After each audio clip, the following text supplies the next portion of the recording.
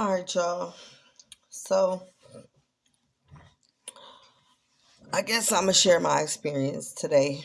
Uh, I had the experience of I went into class this morning, and in my class, we talking about God.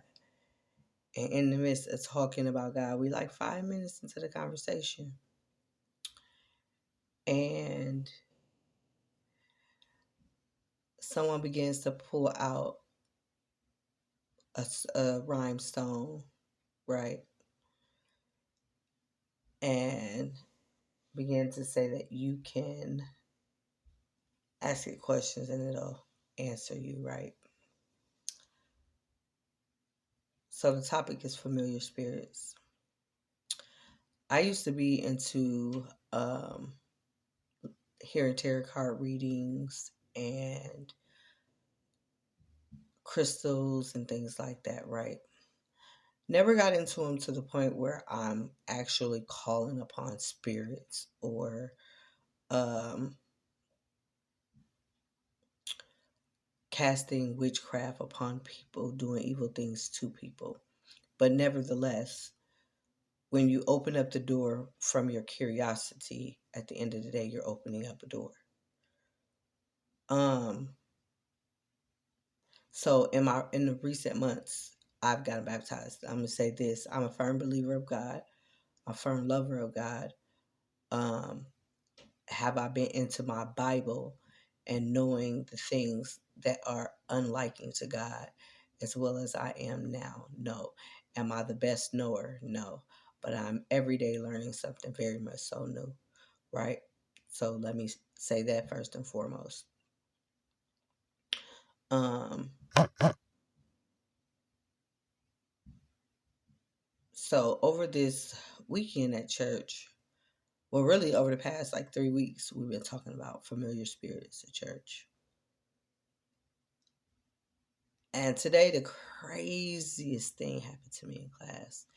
So we're like I said, we was talking, and the girl begins to pull out this thing, and then she commits to asking, "Is Jesus real?" And I'm like, I don't need that to tell me whether Jesus is real. I can tell you Jesus is real without that. And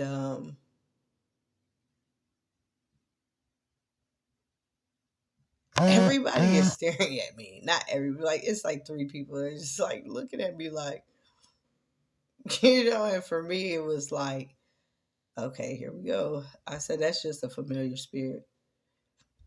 And what familiar spirit is, I'm going to give you an outline of that on a photo up under this video.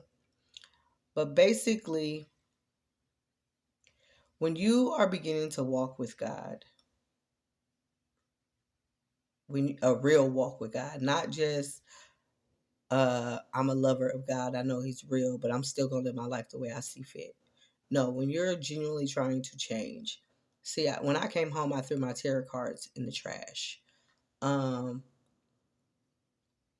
Rocks that I was gonna make into stones, I haven't dealt with, throwing them out. Um, when I burn any type of sage or anything like that, I make sure I'm talking to the Most High. When and denouncing demonic spirits and things like that out of my home versus inviting spirits in. Let me make that very clear first and foremost. But when you are walking with God, truly trying to change your life and walk with God, the devil will try his best to send his minions,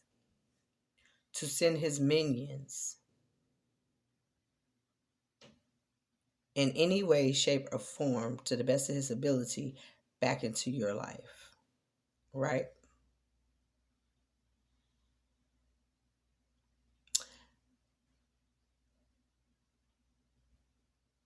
So as this is happening, this person begins to have like a spasm, right? So we begin to talk about God again, and this person had some type of spasm. as we're talking. At this point, I've put my earbud in my ear and turned my church music on, right?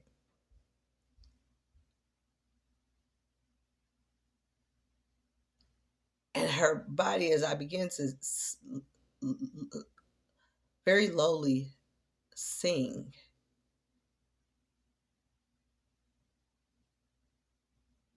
God has a blessing with my name on it. You could see this person spasm, right? And three of the girls, they look over, they looking at each other, and one of them look over at me. And I look at her. I said, "You see that, right?" She said, "Yeah, I was wondering if you seen it." I said, "Yeah, I seen it."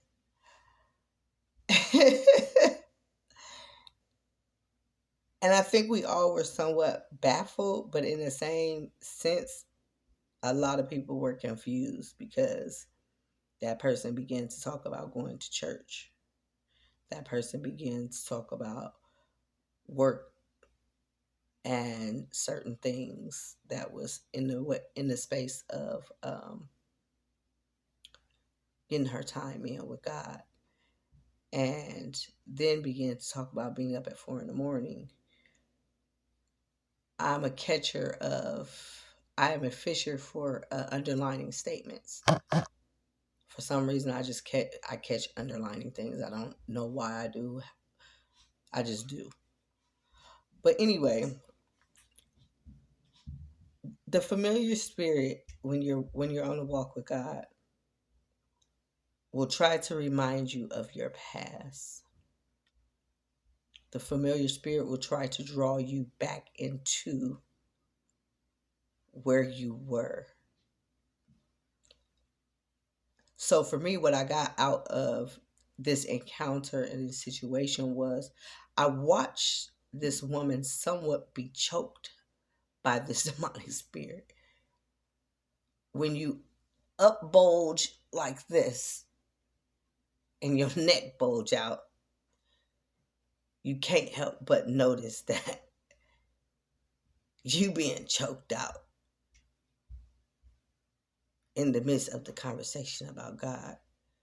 As you try to intervene on a God conversation and bring your entities into our conversation to direct the attention to you.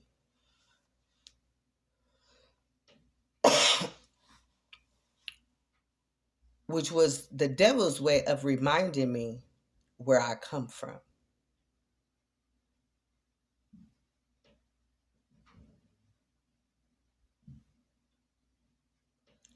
What I used to deal with, what I used to mess with, what I used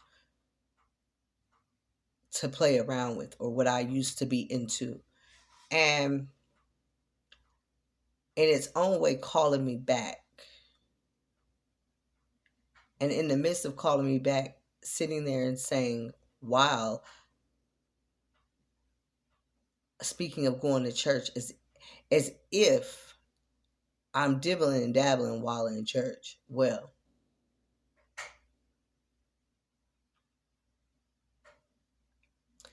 I had to go in the bathroom and rebuke it and cover myself in the classroom with the blood of Jesus. Walk back in the classroom and seal it with the blood of Jesus. And we seal it with the blood of Jesus. Seal it with the blood of Jesus. Protection. And seal it with the blood of Jesus. To where later on that day, there was a video that I received about you're not going to stop going where God's not going to stop taking you from going where you're going just because of your past. But I thought it was just ironic to watch what we've been talking about in church pop up in my classroom.